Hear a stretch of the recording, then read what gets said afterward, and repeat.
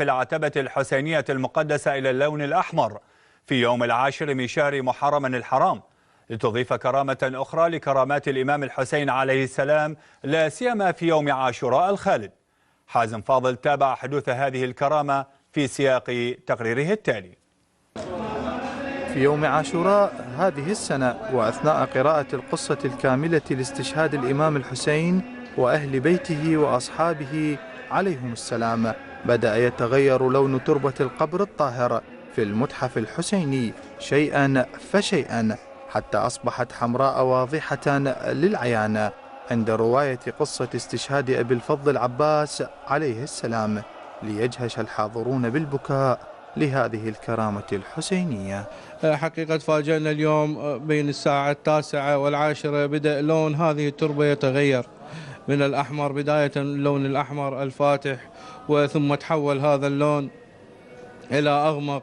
وعندنا في الروايات الواردة من الفريقين أن اليوم الذي استشهد فيه الإمام الحسين صلوات الله وسلامه عليه بكت السماء دما عبيطة، حتى شوهد ذلك الدم على ثياب الناس وعلى الحيطان.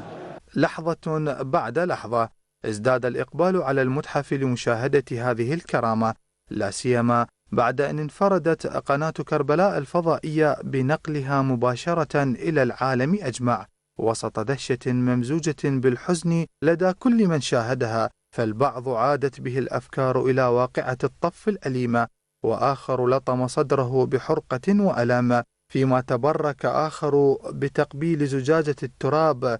لكن المشهد كان أكبر من أن يعبر عن لواعج وخلجات المحبين.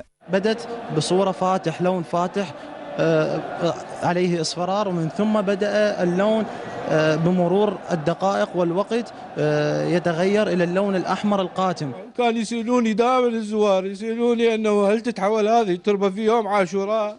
فكنت أقول لهم اللي عنده عقيدة واللي عنده إيمان يشوفها حمراء. ليه كل احنا نشوفها حمراء؟ لأنه تربة صادقة، وقضية الإمام الحسين صادقة، وكلنا صادقين، والشعار الحسينية صادقة. ليس عجيبا أن تبكي ذرات القبر الطاهر الإمام الحسين دما، فقبله بكت تربة أم سلمة، وقبله كذلك بكت السماء والأرض والحجر، وكل تلك هي دلائل كونية على أن الكون أجمعه يبكيك يا أبا عبد الله. لقناة كربلاء الفضائية من داخل المتحف الحسيني، حازم